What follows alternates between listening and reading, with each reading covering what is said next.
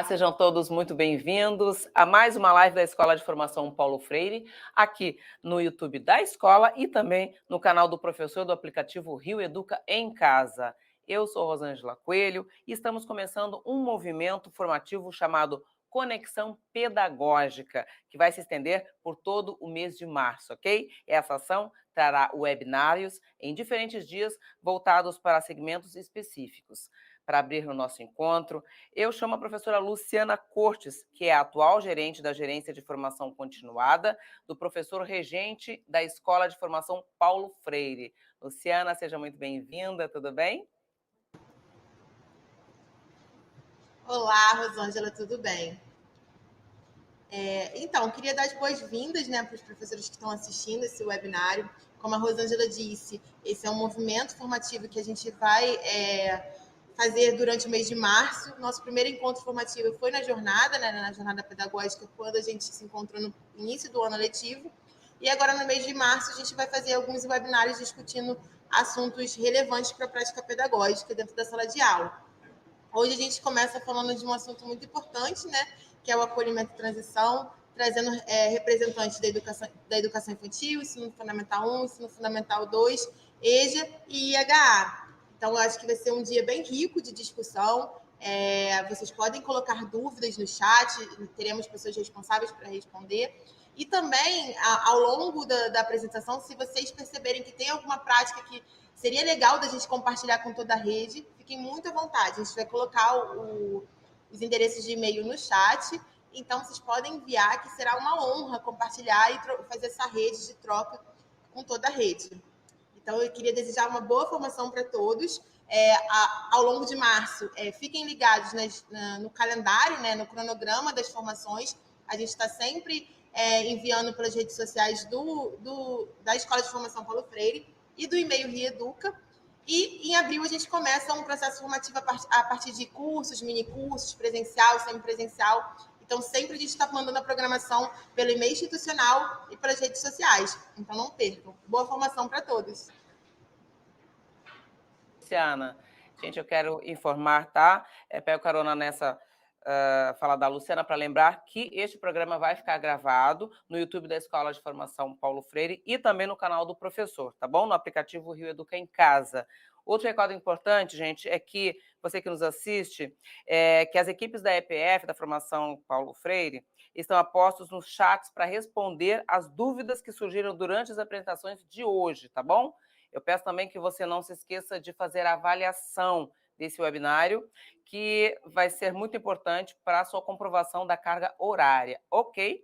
Então, fique ligado, porque já a gente vai disponibilizar o link. A avaliação deve ser preenchida, preste atenção, tá bom? Para não esquecer, até o dia 21 de março, que é na segunda-feira. Então, vamos seguir com a apresentação dos nossos outros convidados. Sejam muito bem-vindos, Kátia Sirlene, que é gerente da Gerência de Educação Infantil, Samanta Alves, gerente do Ensino Fundamental Anos Iniciais, Pedro Bárbara, responsável pelos projetos e anos finais do Ensino Fundamental, Daniel Pereira, representante da Educação de Jovens e Adultos, e Fanny Humphreys da Silva, fonoaudióloga, especialista em motricidade oral, fala e linguagem. Sejam muito bem-vindos, professores, tudo bem? Olá, bom dia a todos. Bom, Rosângela, bom dia.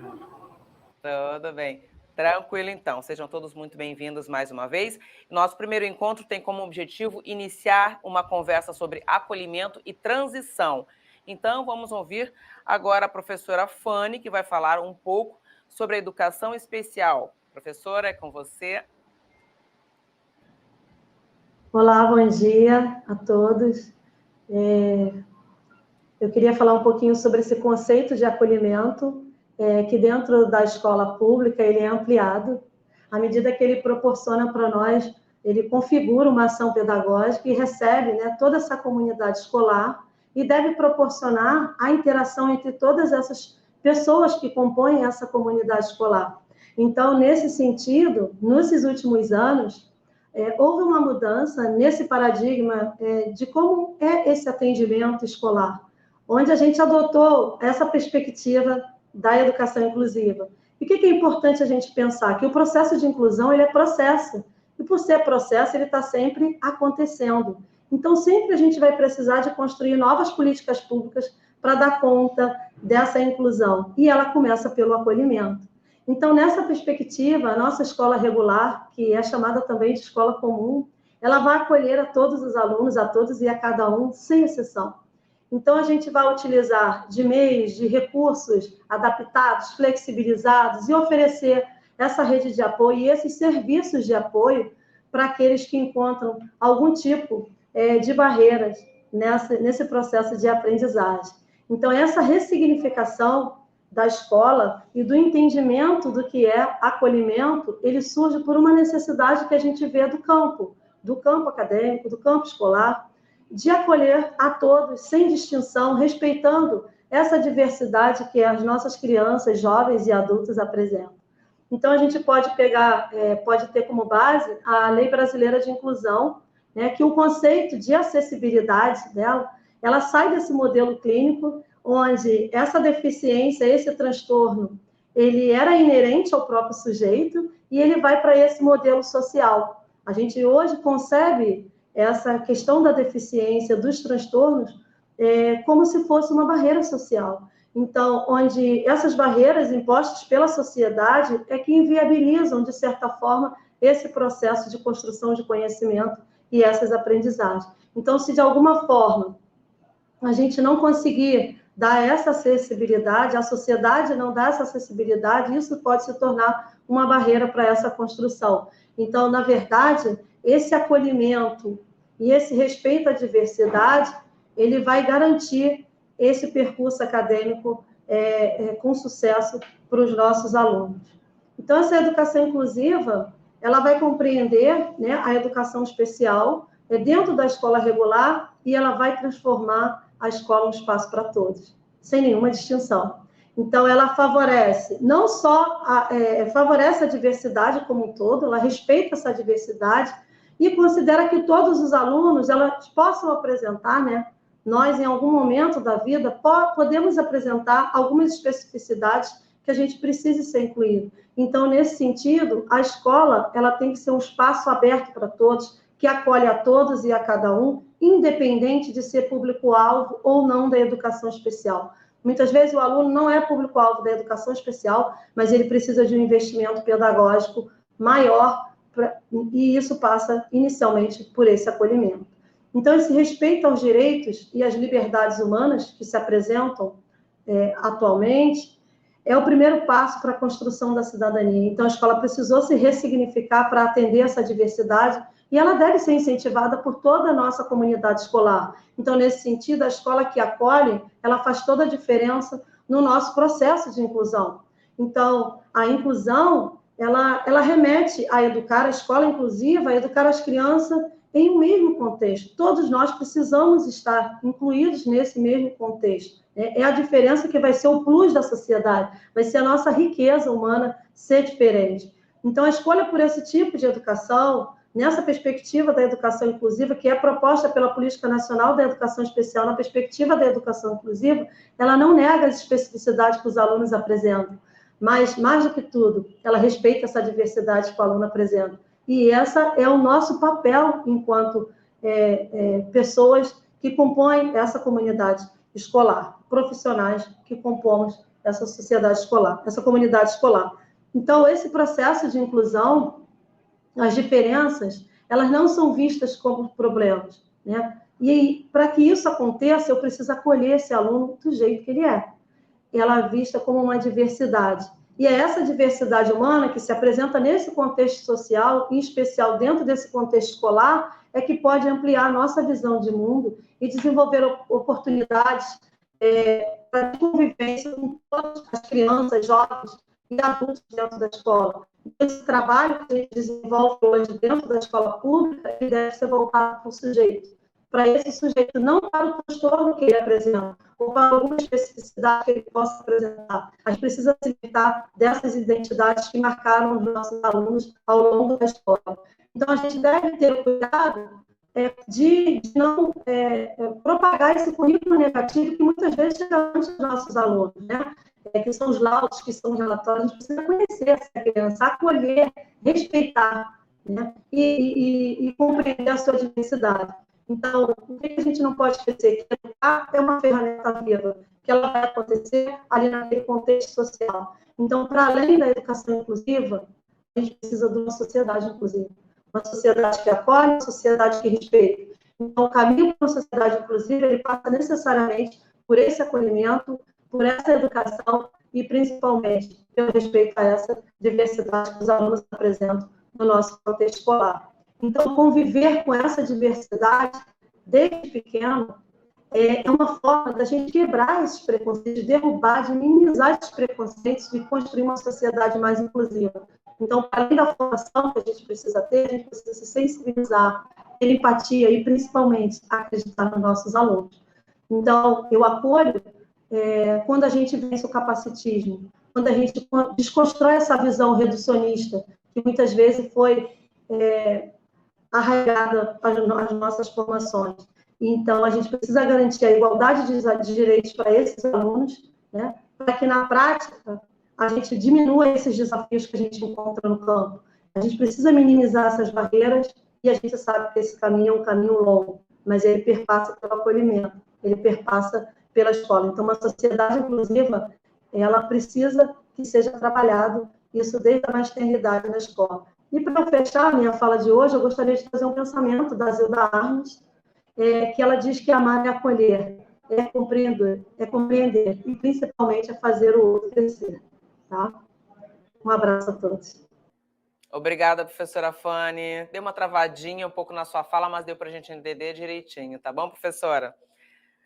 Na sequência, eu chamo as professoras Kátia Serlene, gerente da Gerência de Educação Infantil da Coordenadoria da Primeira Infância, e Samanta Alves, gerente da Gerência de Anos Iniciais da Coordenadoria de Ensino Fundamental. Fiquem à vontade, professoras.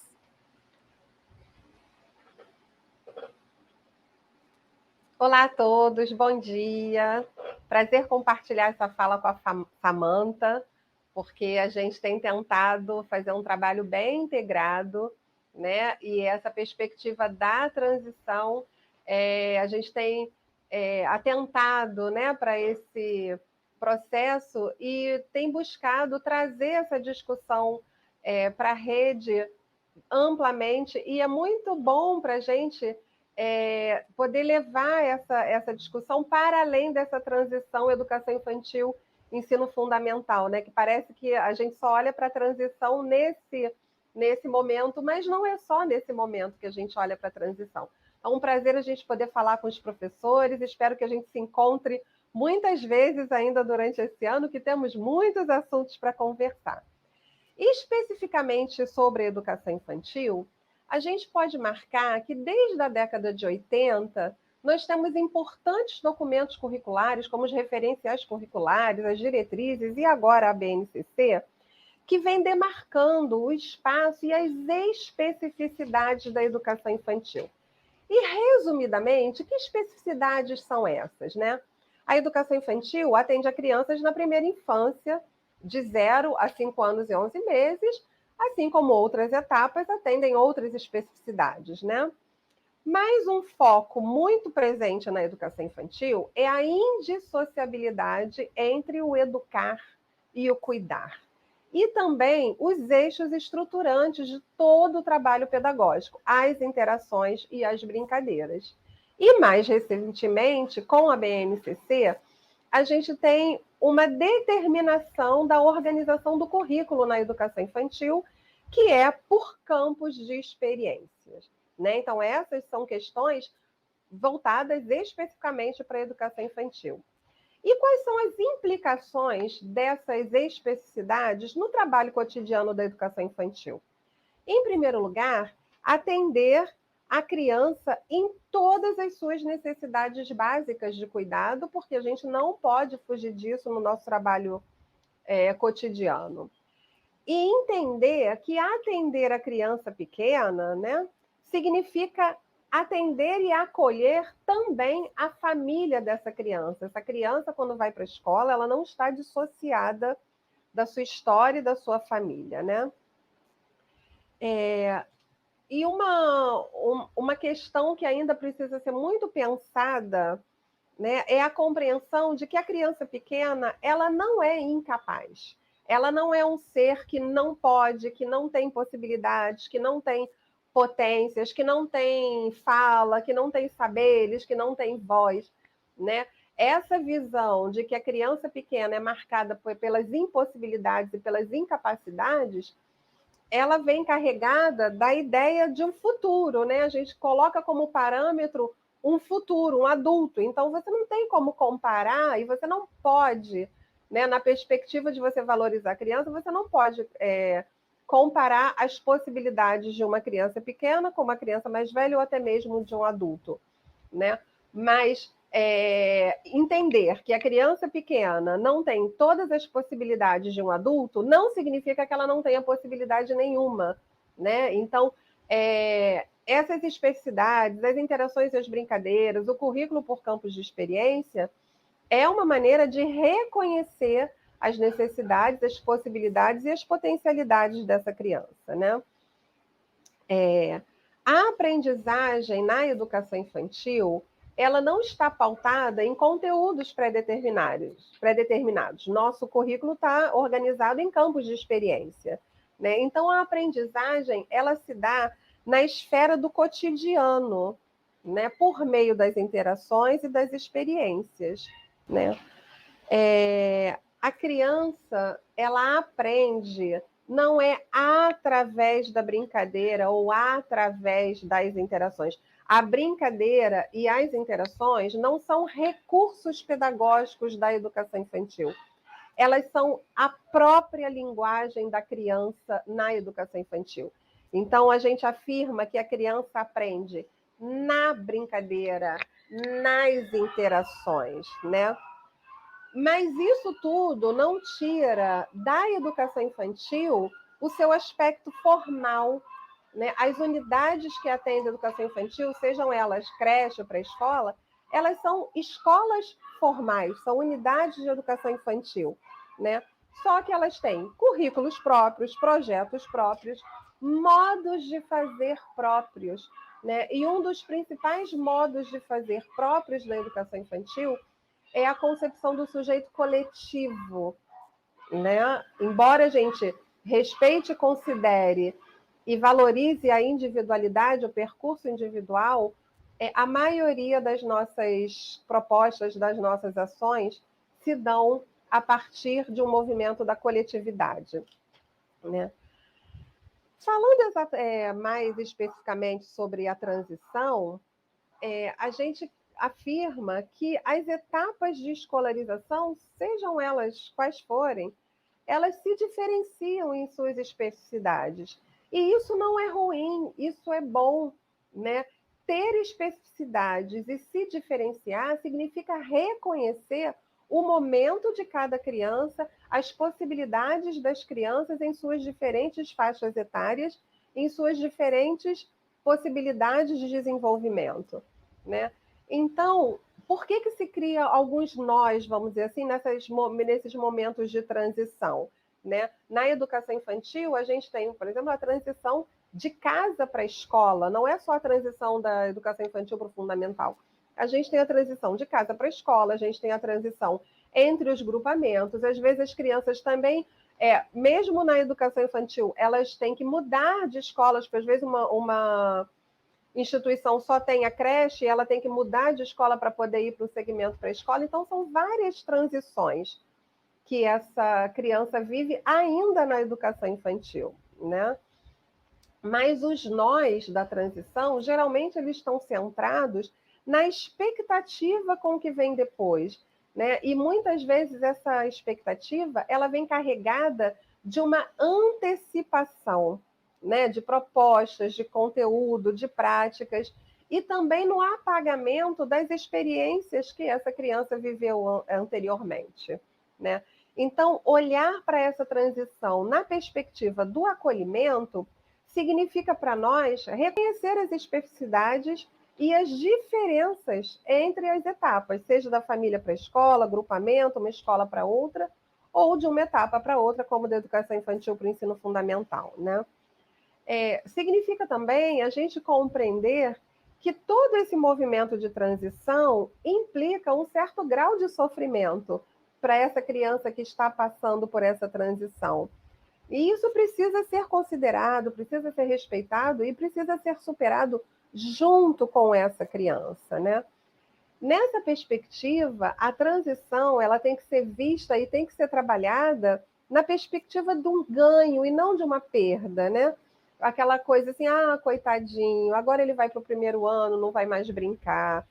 Coitadinho, agora ele não vai mais ficar com a família, agora ele vai para a creche, né? Transitar não é uma perda, transitar é ganhar. Significa que essa criança vai viver outras experiências em outros espaços e essas experiências vão se agregar às experiências que ela já viveu, né? E nós, profissionais, tanto da educação infantil quanto do ensino fundamental e das outras, precisamos valorizar esse momento, né? Então, a escola é um lugar de interação, de troca, de aprendizagem. O planejamento, em todas as etapas, deve considerar esse acolhimento constante. Por exemplo, na educação infantil, esse acolhimento não se resume àquela semana que está lá no calendário de acolhimento. Aquela semana marca uma organização inicial daquela instituição que precisa conhecer aquelas crianças, que precisa conhecer aquelas famílias, e as crianças, né, que também precisam conhecer os profissionais, as famílias que precisam conhecer a escola. Então, aquela semana, vamos dizer assim, ela marca esse momento inicial, mas esse acolhimento ele acontece o ano inteiro, em todas as formas, tanto com a criança quanto com a família, né? O planejamento da rotina, especificamente no caso da educação infantil, como a entrada, o banho, a alimentação, essas questões ficam mais marcadas no cotidiano, né? Não podem se impor às necessidades da criança de se sentir à vontade naquele espaço, né? E professores, profissionais, familiares, quando esses estão seguros, eles transmitem essa segurança. A criança se sente segura também, seja em qual etapa for, né? E olhando especificamente para o profissional que recebe essa criança, olhar o trajeto dessa criança, né? O que ela já trilhou antes de chegar naquele espaço, seja ainda na educação infantil, seja no fundamental, é muito importante saber as experiências que essa criança viveu, se ela está vindo de casa, se ela já está vindo de outra instituição, que grupamentos ela já cursou, né? E maneiras muito potentes para a gente conhecer esse trajeto, além da própria observação e da conversa com a família, né? Lança a mão dos relatórios, porque a conversa com a família vai trazer a visão da família sobre aquela criança, mas o relatório ele vai trazer a visão da instituição sobre aquela criança, né? Então, os relatórios, que materiais ela usou, né? E a gente tem, assim, uma dica para os professores do primeiro ano. Nós temos lá no YouTube da Multirio um vídeo que apresenta todas as propostas e todos os materiais da educação infantil, né, que chegam efetivamente às crianças e aos professores da educação infantil. Então, seria muito interessante para os professores do primeiro ano conhecerem essa dinâmica, como é que é essa organização, como é que ela se concretiza ali no material que as crianças recebem, né? É isso, Samantha, passo a bola para você. Um abraço.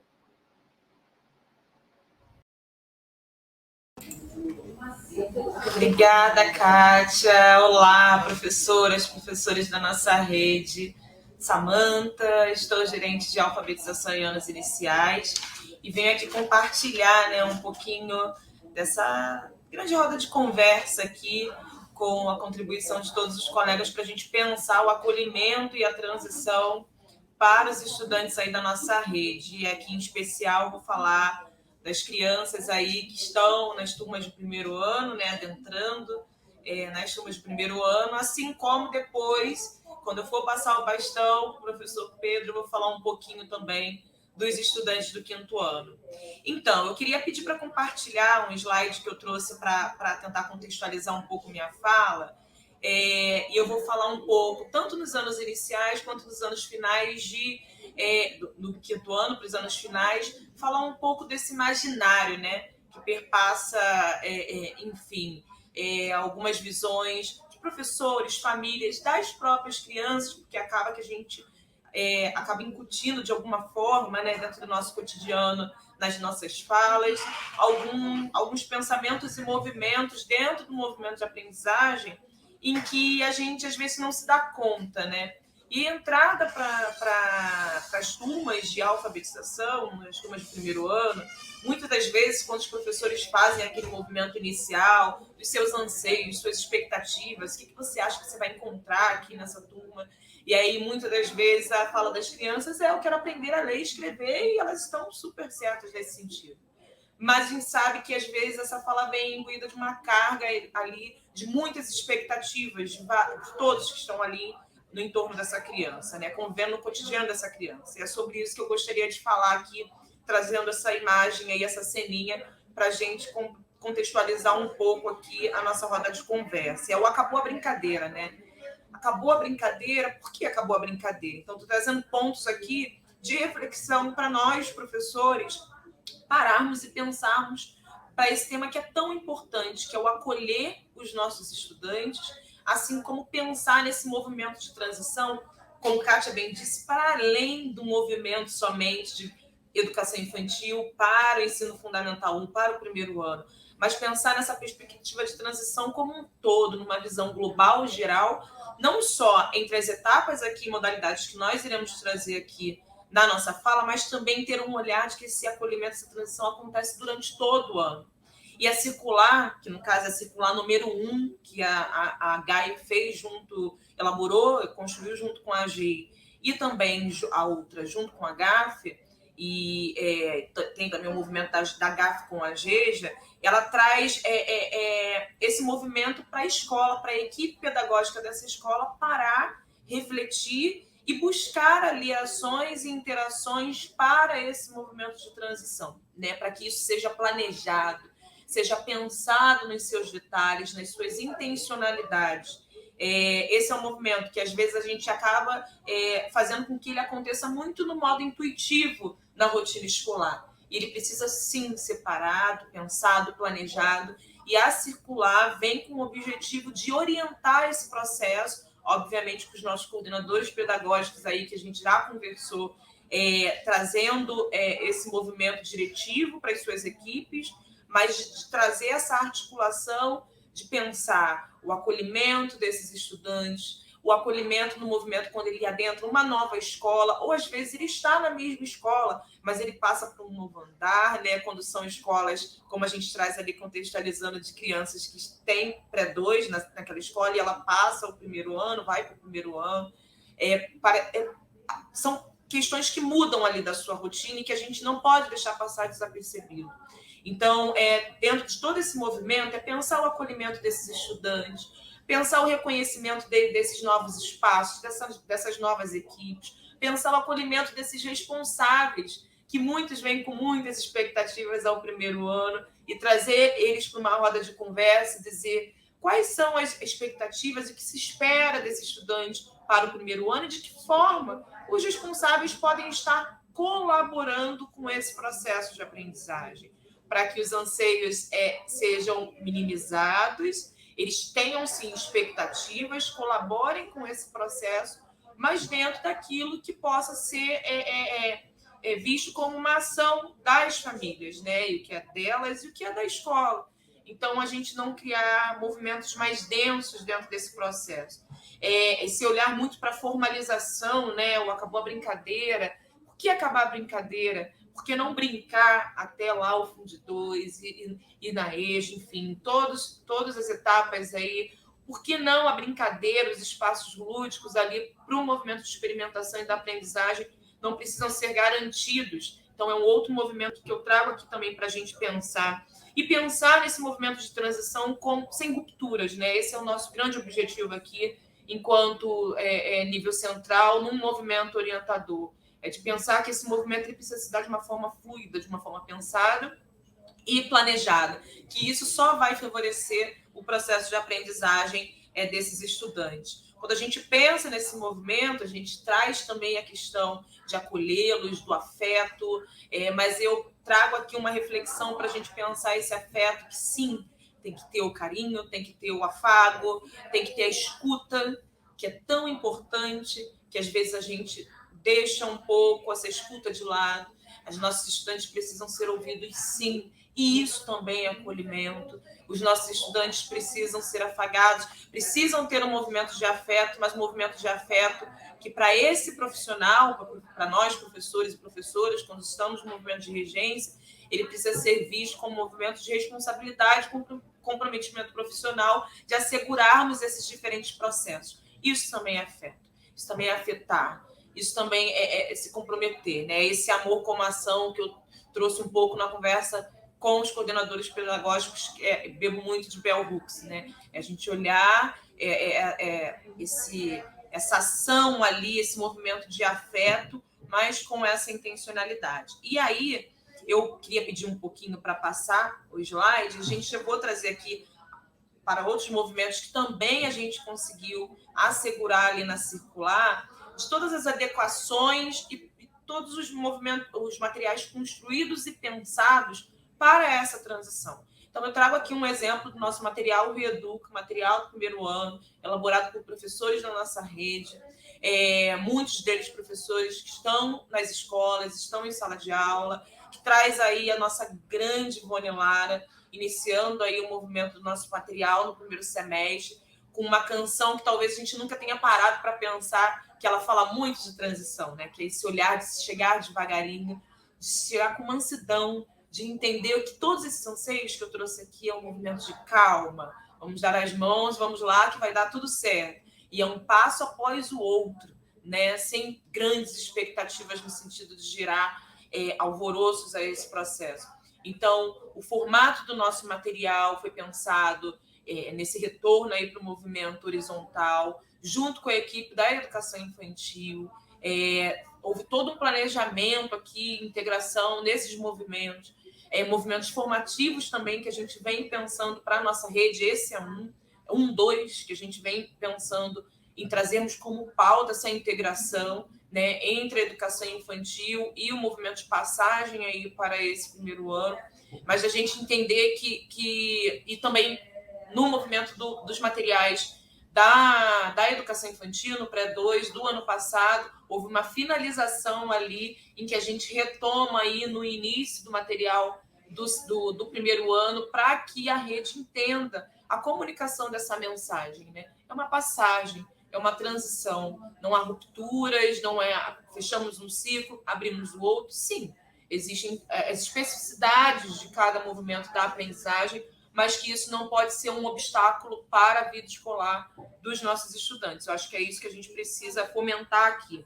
Então, assim, quando a gente pensa aí nessa articulação entre as equipes também, né? Nós temos os relatórios da educação infantil, em que os professores do primeiro ano precisam estar se debruçando sobre esses relatórios, entendendo um pouco de quem são esses estudantes.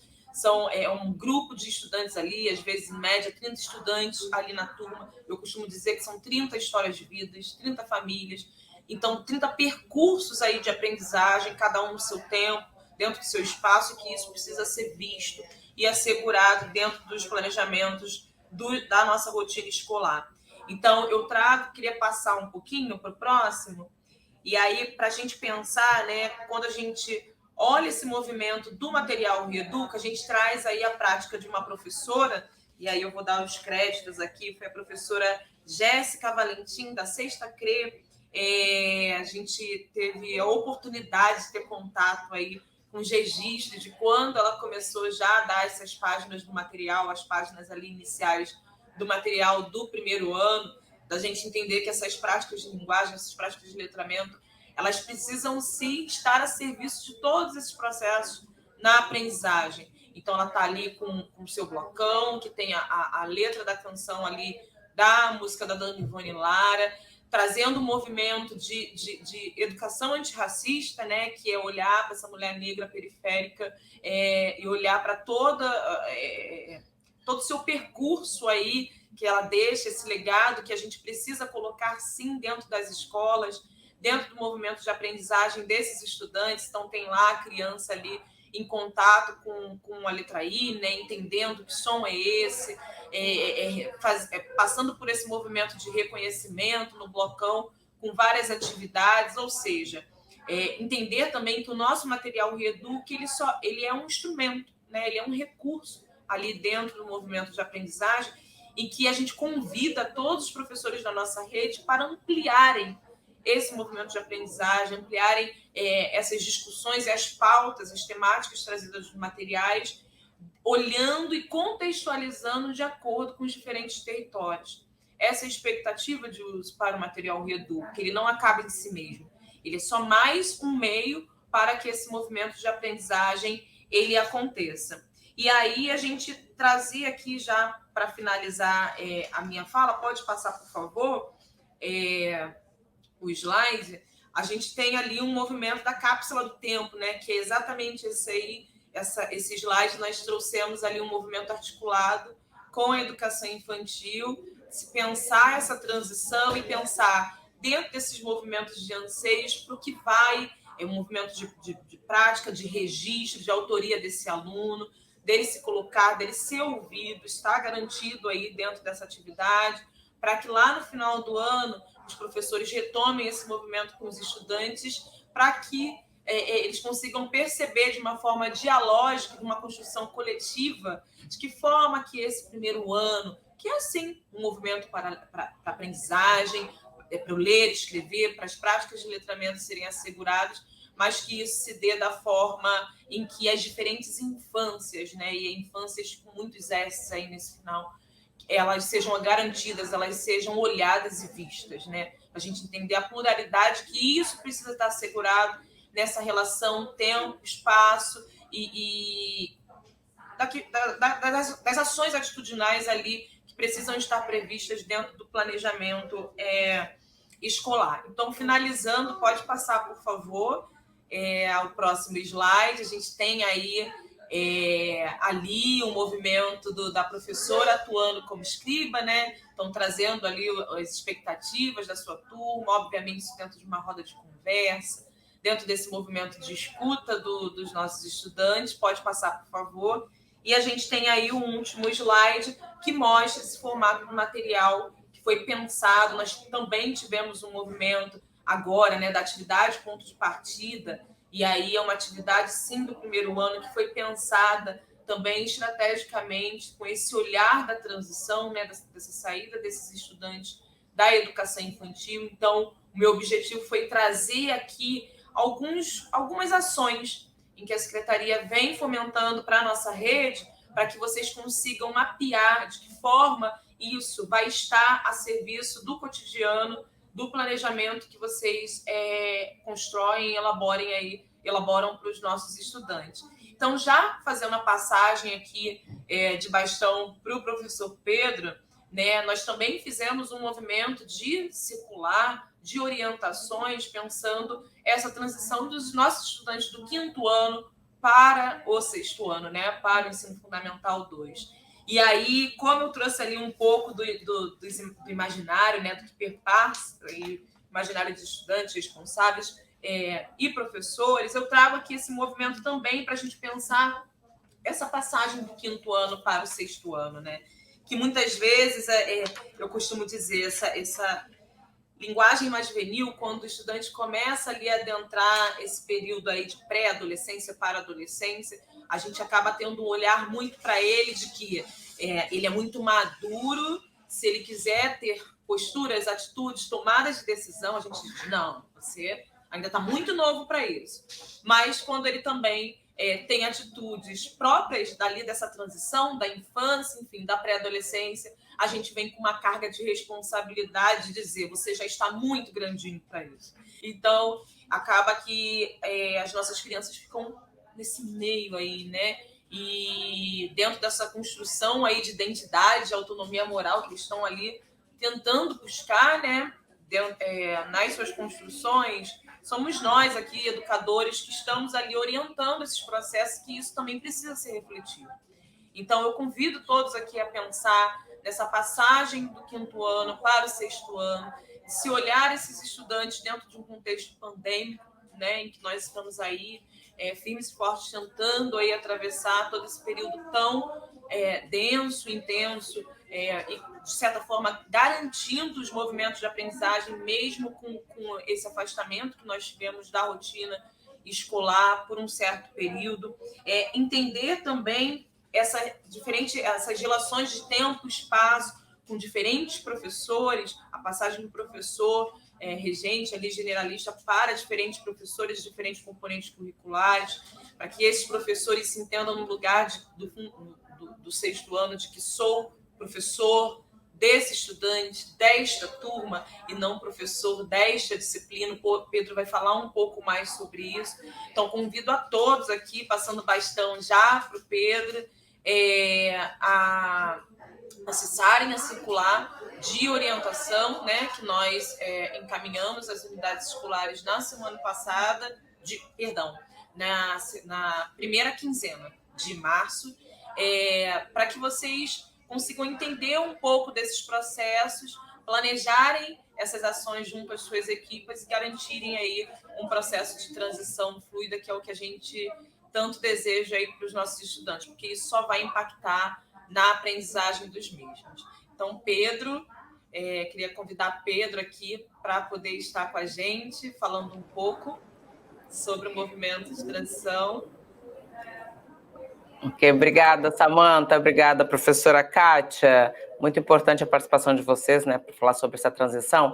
E, professora Samantha, sim, a gente vai conversar com o professor Pedro, que ele vai falar sobre essa transição que você muito bem falou, que é do 5º para o 6º ano, né, dos anos dentro do ensino fundamental, quando o aluno passa dos anos iniciais para os anos finais. E eu vou chamar o professor Pedro Bárbara, que é gerente da gerência de anos finais, para se juntar à professora Samantha Alves, que vai continuar, né, Samantha? Ambos são da Coordenadoria de Ensino Fundamental. Agora sim eu passo a palavra para vocês, Pedro e Samantha. Obrigado, Rosângela. Obrigado, Samantha. Obrigado, Kátia, Fanny. Eu acho muito interessante, fiquei observando o nosso modo de falar, nosso modo de conversar, e observando também as falas, né, os verbos utilizados por algumas das minhas colegas. Elas falaram sobre incluir, sobre acolher, sobre brincar. É muito interessante perceber que nós, enquanto gestores no momento, né, mas professores dessa rede, que também já fomos em alguma medida, em algum tempo, alunos e alunas dessa rede, que tudo quando a gente fala sobre transição, tudo se passa dentro do escopo da circularidade, né? A gente já foi aluno e a gente hoje é professor nessa mesma rede. Então, pensar nessa lógica da transição como a lógica aqueles que são um pouquinho mais velhos começam a ensinar para os mais jovens e que os mais jovens também ensinam para os mais velhos. Então, essa pedagogia da circularidade é muito importante. E é importante a gente ter paciência, escuta sensível, um olhar e um abraço acolhedor para receber os nossos estudantes na medida que eles vão chegando para nós em cada uma dessas etapas. Gosto muito do pensamento de Walter Benjamin, quando ele vai pensar filosofia da história, quando ele cunha os termos lugar de paragem e lugar de passagem. As etapas que os nossos alunos passam, né, não são lugares de paragem. Ele perpassa esse lugar, ele fica ali durante um tempo, mas ele não fica ali para sempre. Então, para ele criar esse mecanismo de transição e usar esses lugares, né, essas etapas e as modalidades como lugares de passagem, ele precisa entender o que há de específico em cada um desses lugares, em cada um desses espaços. É importante que nós saibamos transmitir e acolher esses estudantes em cada uma dessas etapas, porque cada uma delas exige dos nossos estudantes comportamentos diferentes, posturas diferentes, modos de se organizar, né, diferentes, para dar conta daquilo que a etapa solicita. Mas mais do que a etapa solicitar, os estudantes precisam ser atendidos naquilo que eles precisam. Eles precisam ser alfabetizados na idade certa, eles precisam ser acolhidos da forma como eles chegam para nós, carregando todo o seu repertório de dúvidas, de inseguranças, de habilidades, de curiosidades, né, de tudo que envolve essa grande passagem do Fundamental 1 para o Fundamental 2, que é muito carregada de imaginação, é muito carregada de expectativas dos professores, das professoras e de todos os estudantes. Eu gosto muito de pensar também, eu falei que não ia cantar hoje, né, mas não tem como, eu não consigo ouvir falar das nossas matriarcas do samba e não consegui lembrar do jongo. E tem um jongo que eu cantei numa oportunidade falando para os nossos gestores, um jongo que traz dentro dessa ancestralidade também, aprendendo com os nossos mais velhos, já que eu estou falando de mais velhos e mais novos, né? Aprendi com os meus mais velhos mais ou menos assim, eu não é doutor, eu não é enfermeiro, como vai tomar conta de botica na Piedade? Ai, papai, ai, mamãe, como vai tomar conta de botica na Piedade? Eu não sabe ler, eu não sabe escrever, como vai tomar conta de botica na Piedade? E aí, quando o aluno questiona se ele não sabe ler, não sabe escrever, ou não é formado ainda, né, não é doutor, ele não é um especialista em alguma coisa que ele acha que pode lecionar, como é que a gente faz para ele transitar desse lugar para chegar no lugar de saber e ter certeza de que sabe, e poder ficar à vontade com aquilo que sabe e transmitir, compartilhar aquilo que sabe? Essas transições são muito difíceis para todos nós. Então, a escola, a grande comunidade escolar, precisa se preparar, se acolher e depois acolher os responsáveis pelos alunos e alunas, acolher todos esses estudantes, para que a gente consiga fazer daquele lugar onde por algum tempo a gente vai ficar parado juntos, né, que a gente possa construir coletivamente, né, entendendo as especificidades de cada pessoa, as dificuldades de cada pessoa, entendendo que os sujeitos produzem suas próprias narrativas e apreendem o conteúdo, apreendem esses objetos do conhecimento, apreendem as relações a partir de expectativas diferentes. E aí, trazendo esse repertório, né, acho que é importante chamar atenção, especialmente para a passagem que acontece também dentro do Ensino Fundamental 2, quando a gente pensa nessa transição para os projetos de correção de fluxo, ou para os projetos de recomposição de aprendizagem. Os alunos não sabem exatamente o que significam esses termos, mas eles percebem que ficaram um pouco mais velhos em alguma etapa, e por isso eles precisam ser atendidos de uma outra maneira, para ter esse fluxo corrigido, e aí eles são enturmados, né, no projeto Carioca 1, Carioca 2, que vai atender a essa demanda da correção de fluxo, ou quando eles chegam com um comprometimento maior na etapa de alfabetização, precisando consolidar essa alfabetização, eles vão ser enturmados no projeto Travessia, que é um projeto novo, né, na nossa rede para esse ano, acolhendo esses estudantes que têm mais dificuldades com a etapa da alfabetização e que precisam consolidar essa etapa para conseguir seguindo a sua jornada durante essa etapa do Fundamental 2.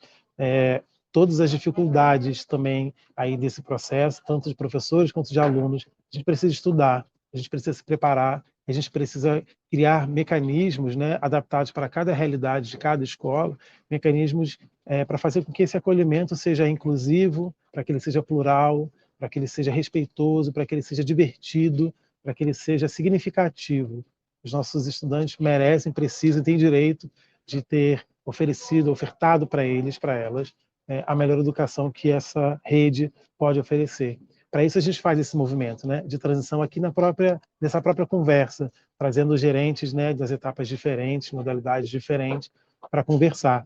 E aí, para finalizar minha fala, eu queria destacar a importância dos diálogos entre os professores, né, do 5º com o 6º ano, na medida do possível, que seja uma escuta colaborativa, um processo de planejamento colaborativo, para que a gente consiga fazer essa transição da melhor forma entre professores e entre os estudantes. Que a escola seja um espaço de escuta sensível, de trabalho colaborativo e acolhedor. Também citar a importância de mantermos a atenção nessa transição que acontece simultaneamente um movimento de retorno para essa rotina, né? Depois de 2 anos, muitas pessoas afastadas da escola, professores, estudantes, a gente retomar essa rotina também não é uma atividade, uma tarefa muito simples. A gente precisa reconstruir, ressignificar códigos e símbolos da própria escola e, com isso, ressignificar as relações entre as pessoas que ali estão. Então, também chamar a atenção para a discussão daquilo que é transversal em todas essas etapas. As questões étnico-raciais, a questão da inclusão, a questão da alfabetização, do letramento, da escrita, do letramento matemático, do letramento por dentro da língua portuguesa mesmo. Esses são compromissos de todos nós, independente do lugar que a gente ocupa, né, nesse grande ciclo de transições que a nossa rede oferece. Também chamar a atenção para a reflexão sobre as representações sociais que estão presentes na escola. Nossos estudantes, nessa etapa da puberdade, né, dessa etapa de construção, de afirmação de identidades, eles precisam se ver reconhecidos, não só no material didático, como a Samantha já pontuou, mas se verem reconhecidos nas relações que a escola também promove, nas ações que a escola desenvolve, né, e dentro de cada uma das salas de aula, seja nas turmas regulares ou nas turmas de projeto. Então, também chamar a atenção, por fim, para a necessidade da gente promover espaços de troca, para que todos nós possamos nos ver, nos perceber, nos identificar com esse espaço que a escola é, para esse novo espaço, significado que a escola hoje também é, e poder estreitar aí relações que nos permitam acolher as pessoas e os sujeitos da melhor forma possível. Então, dito isso, falando sobre esses sujeitos, né, eu vou fazer a transição para a fala do meu colega Daniel, que é da Gerência de Educação, Jovens e Adultos, também entregando para ele um jongo que fala assim: vovó, para que tu quer de dar? Olha, versão C, eu já não sabe costurar, eu já trouxe lá de casa agulha ali em carretel, foi encomendado de Angola, veio na folhinha da Guiné. Então, Daniel, vou te convidar para fazer essa costura, né? Fazendo essa passagem para chegar na educação de jovens e adultos da melhor maneira, trazendo todos os códigos aí importantes que aí já tem para compartilhar com a gente. Acho que é isso. Obrigado. Ok, obrigada, professor Pedro. E com certeza nós vamos chamar o Daniel Oliveira, que vai falar agora. Ele é representante da Gerência de Educação de Jovens e Adultos e ele vai falar sobre o acolhimento e a transição para esse público específico. Professor Daniel, com você a palavra.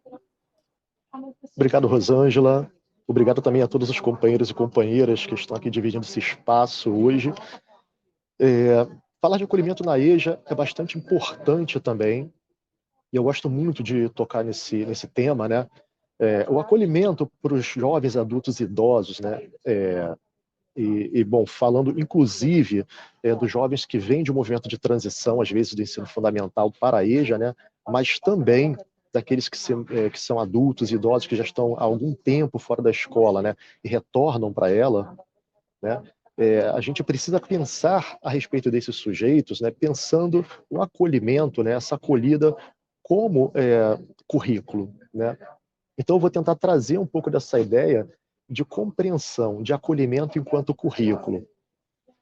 Quando a gente fala isso, a gente não está falando de currículo no sentido estrito, né, de um saber a ser ensinado, ou seja, de ensinar o acolhimento como conteúdo escolar, mas pensando no sentido mais amplo de acolhida, no sentido lato, né, em que a acolhida ela é um saber praticado, né, experimentado dentro do espaço do cotidiano escolar.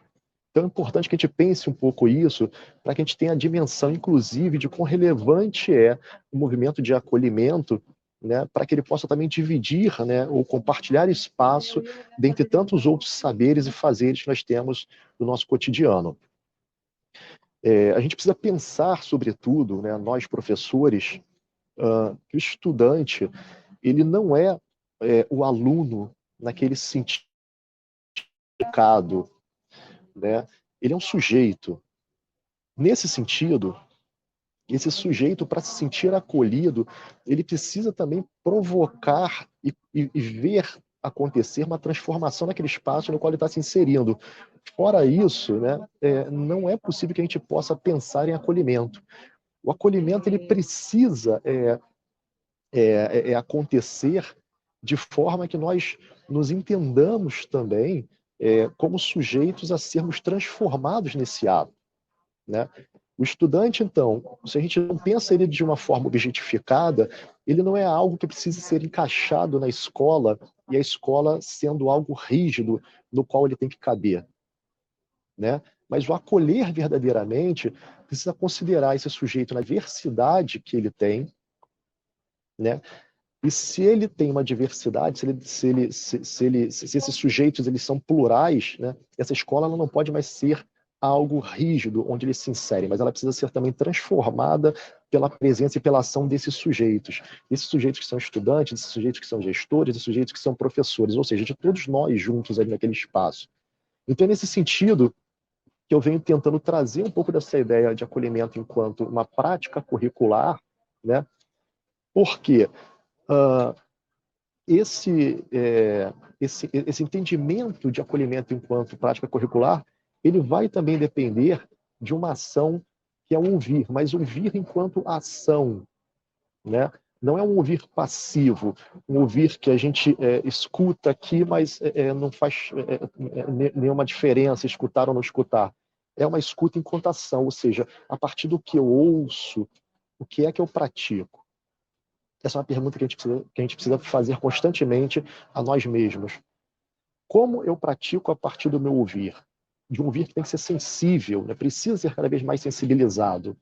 E a gente precisa sensibilizar a nossa escuta para com o estudante.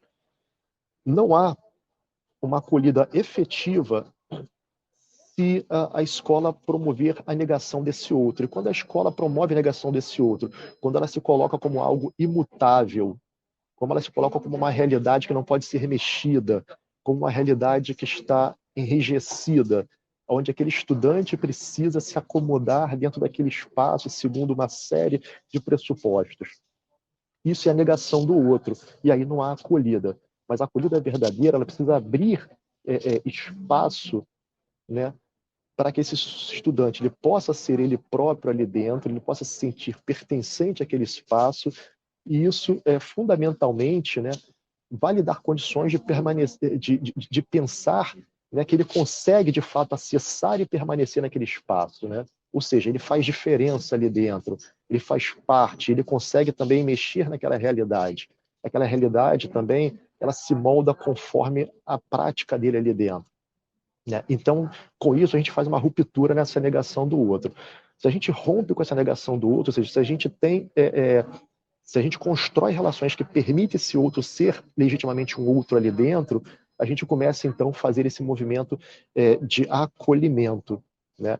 E esse acolhimento, como eu tinha dito no início, ele precisa sim ter uma condição fundamental, que é de transformação também desse espaço, não só desse espaço, mas também de nós professores. Nós precisamos ser também afetados e transformados por esse outro que chega. Não só nós modificamos o outro e transformamos o outro a partir de uma relação de ensino-aprendizagem, onde nós vamos mediar ali essa relação com os conhecimentos, mas nós também precisamos ser modificados, né, nessa relação com esse outro. E é nesse sentido que eu convido, então, né, que a nossa EJA dentro do município do Rio de Janeiro comece a pensar cada vez mais, né, a entrada dessa concepção, dessa ideia, dessa noção, né, desse conceito de acolhimento enquanto um saber, uma prática curricular, né? Eu acho que essa é a mensagem que eu gostaria de passar hoje nesse momento para vocês, e compartilhar aqui, né, e abrir nesse diálogo, né, me colocando, claro, que à disposição para que a gente possa ampliar esse debate, e agradeço muito o espaço de hoje. Obrigada, professor Daniel, muito bom. E todos os professores que vão estar comigo aqui na tela, que eu vou me despedir, muito obrigada pela participação de hoje, agradeço a todos. Tchau, tchau, até a próxima, tá bom? Tchau, tchau. Tchau. Gente, muito obrigada a todos vocês que acompanharam a gente até agora, mas eu tenho um recadinho que é o seguinte, você não esqueça que a avaliação deste encontro vai estar disponível para ser preenchida até o dia 21/3, na próxima segunda-feira. O link vai estar na descrição deste webinário e no chat. Também eu repito o que falamos lá no início da nossa conversa. Se você quiser compartilhar boas práticas sobre o que conversamos aqui, envie o seu material ou relato para o e-mail, anote aí, é epfgfcpr@rioeduca.net, ok? Obrigada a todos pela presença, então. Nos vemos no próximo Conexões Pedagógicas. Tchau, tchau.